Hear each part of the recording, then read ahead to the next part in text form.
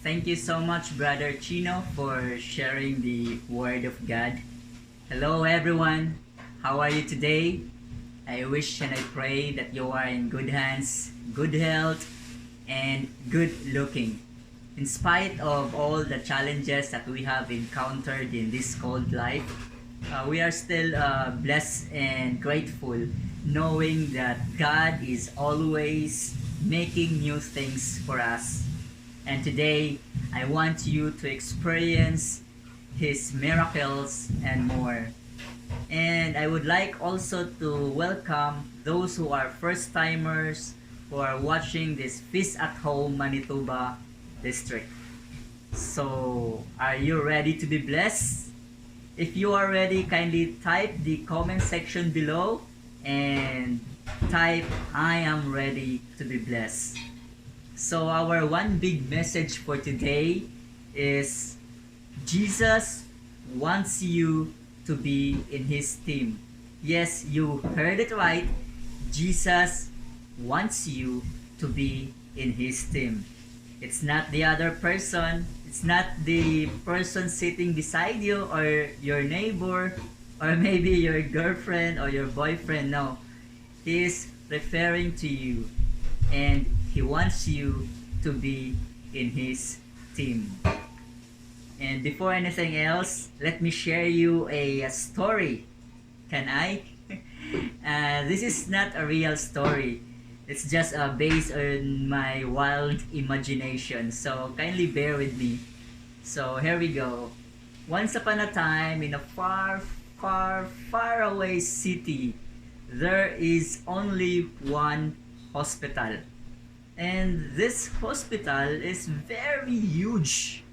And not only huge, it is elegant and luxurious building. So para ma-imagine nyo kung gaano siya kalaki, it is comparable to a 5-star hotel building. So wow, talagang sobrang laki ng hospital na to. And this hospital is complete in facilities with so much high-tech equipment.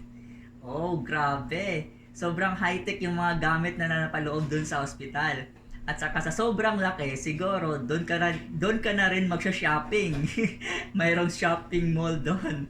Bilihan ng pagkain. At saka yung room ng bawat patient, sobrang laki talaga. Kayang i-accommodate siguro yung 5 to 6 persons. And yung mga gamit nila, sobrang high-tech. So, ganun kaganda, ganun ka-elegante yung hospital na to. But, there's one problem. Ask me what? The problem is, it is only managed by rich doctors and famous. So, yung dapat lang din na makakapunta doon o makakapasok ng mga pasyente is like famous also and rich people. And if you are not powerful enough or privileged enough, then you will not be accepted in this hospital. But one day, there was a great legendary doctor. He came from other places. So tawagan din siya sa pangalang JC. So bumibisita siya sa isang city o yung sa city na yon, and he make a decision. And he told to himself, I will build a new hospital in this city and it will welcome everyone. Wow, ang ganda ng vision niya. So, this is gonna be a simple and nice hospital, but it will welcome everyone. Most especially those who are poor people. So, walang discrimination, walang racial discrimination. Lahat ng tao, lalo na yung mga mahihirap, welcome sa hospital niya. Now, the problem is all the doctors in that city are already working on the prestigious hospital, yung malaking hospital na yun, yung katulad ng 5-star hotel na building.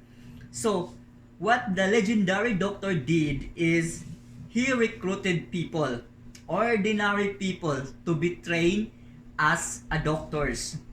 So, one day, he posted on Facebook page, nakalagay doon, wanted new doctors.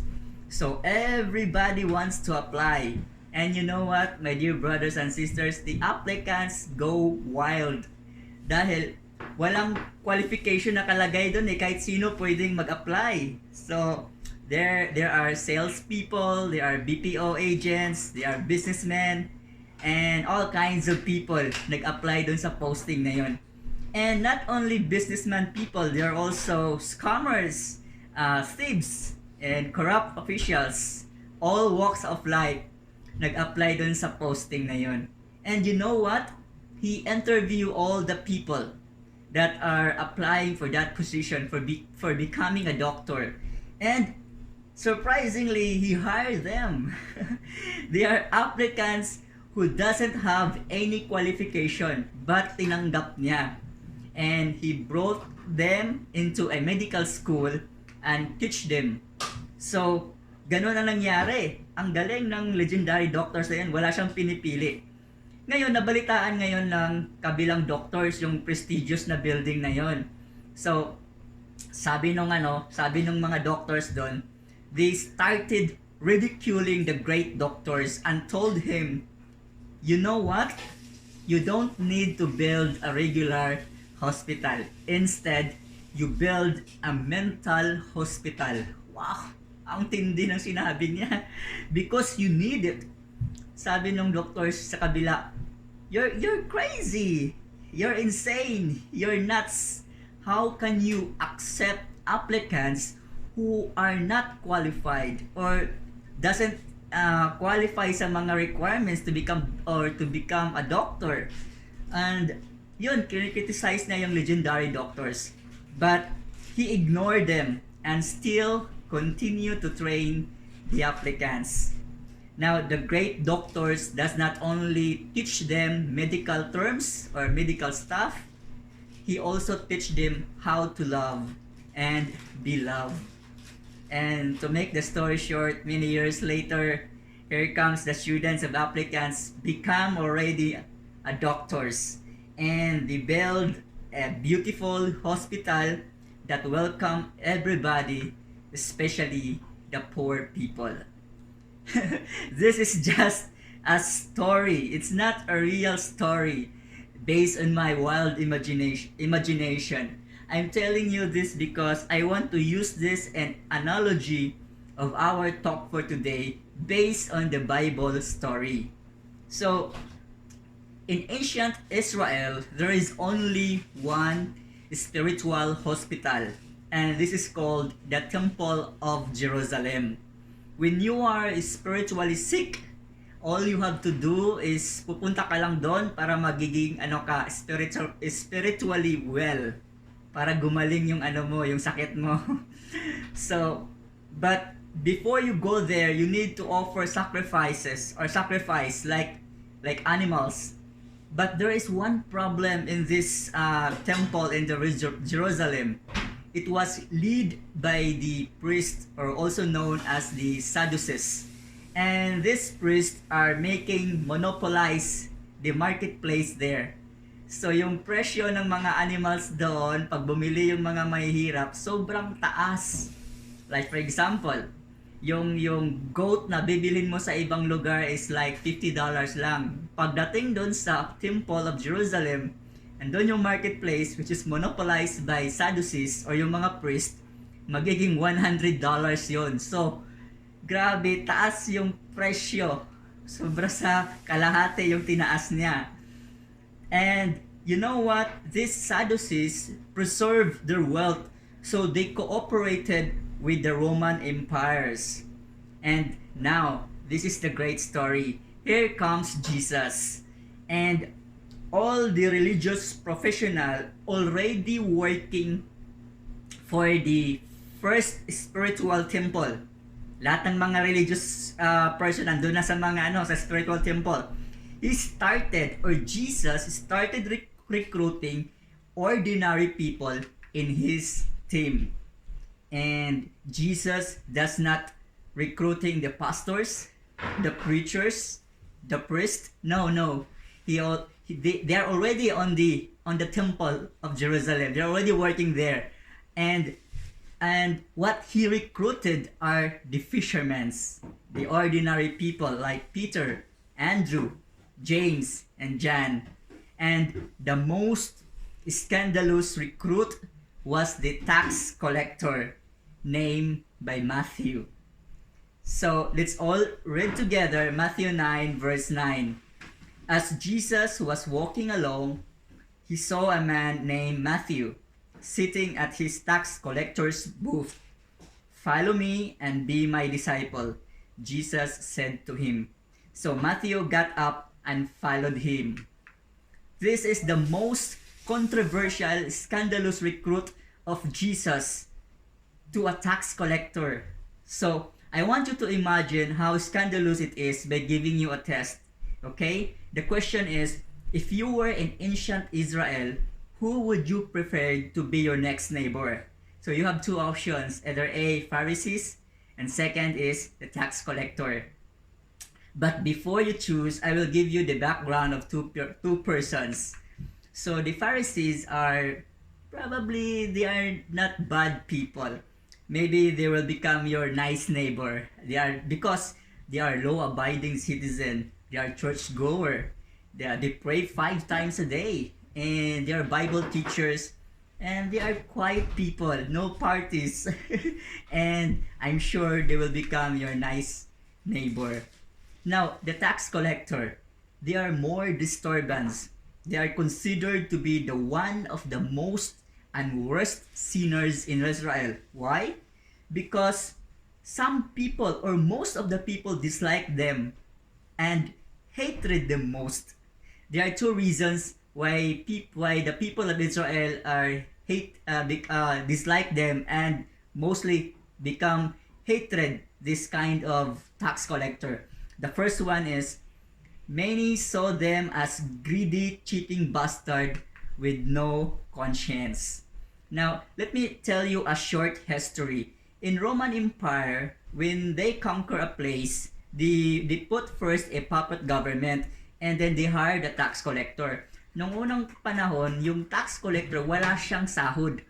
Wala silang sweldo galing sa Roman Empire. So, ang ginagawa ng Roman Empire, halimbawa, sa isang lugar na yan, kukolektahin mo, gusto ng Roman Empire, $1,000 per month. So, pag kinolekta yan ng tax collector, tataasan niya yung kolekta. Kasi ang hiningi lang ng Roman Empire is 1,000. So, pag nakakolekta siya ng halimbawa, 5,000. So, yung remaining 4,000, mapupunta na sa kanyang bulsa. At yung 1,000, mariremit niya sa Roman Empire. Ganon sila kumikita doon sa being a tax collector. That's why they have, or the tax collector are very great abuse. Inaabuso nila yung mga taong kinokolektahan nila ng tax. And they become, their house are become bigger and bigger dahil sa pangongolekta ng sobra-sobra. And yes, of course, they will become rich and they wear fancy clothes. Now, you know what they are doing? They are made a fortune out of their neighbor's misfortune. They have no conscience. Ganon katindi ganon kasama o ganon yung mga tax collector. And second reason, many saw them as traitors to their country, representing the circus government that the Romans installed. Now, I want you to imagine that your neighbor is a tax collector. So one morning, nakita mo siya sa bintana mo, kasama yung mga soldiers. Kasi yung mga soldiers, protection nila yon. Yung Roman soldiers, labas-pasok lang yun sa bahay. Tapos may isang tao or may isang friend mo na fisherman, kinulektahan siya ng tax. Ngayon, wala siyang maibayad. So, ang ginawa ng tax collector, sabi niya, ibenta mo yung lupa mo. Kung wala kang lupa, ibenta mo yung boat mo. So, grabe, ang tindi ng ginagawa ng mga tax collector sa mga kapwa kababayan niya. 'Di ba? Grabe yung abuse na ginagamit. Kaya ganoon na lang katindi yung hatred ng mga kapwa kababayan nila. So the tax collector also celebrate loud parties. No, they are drinking, eating, and dancing, and they spend times with the pagans, with kapwa mga tax collectors and other non-religious group, and they bring prostitutes to their houses.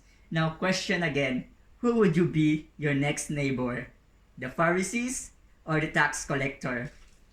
You know, my dear brothers and sisters, I won't blame you if you choose the Pharisees as your neighbor. Kasi ganun sila kaganda, ganun sila kabait.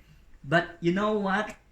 Jesus picked the tax collector not only as his neighbor, but he recruited him, Matthew, to be in his core team or core team. Jesus is still recruiting his team today, building his spiritual hospital, who reach out the broken, who reach out the wound, the poor, and the sinners like us. He's still forming the core team and wants you to be in his team. Jesus is saying, "Come, follow me." Let me share to you how Jesus invited me into his core team. I was working in Laguna way back how many years before I came here to Canada together with my wife Jen. So, si Jen kasi katabi ko yan sa work. And then one day she invited me to search for something new. Kasi parang ano siya parang nagkaroon ng ano sa isang aklat na come to this place, it's a free plenary talks or orientations or seminars like that, walang bayad, punta lang kayo doon. So tinatry namin sa Alabang. Nung pumunta kami doon, hindi namin mahanap yung lugar. So nagtanong kami sa security guard kung saan lang location, at least natagpuan namin. And then here comes, welcome, the feast. So first time namin yon, and we feel the presence of the Lord will coming to us in that place, and very warm welcome. And Jesus tell us that, hey, come on, come with me, join with this theme, and the rest become a history. Now, as a parting word, will you say yes to Jesus? And to continue our talk, please help me welcome our guest preacher from Feast Edmonton, Brother Alan Piedra.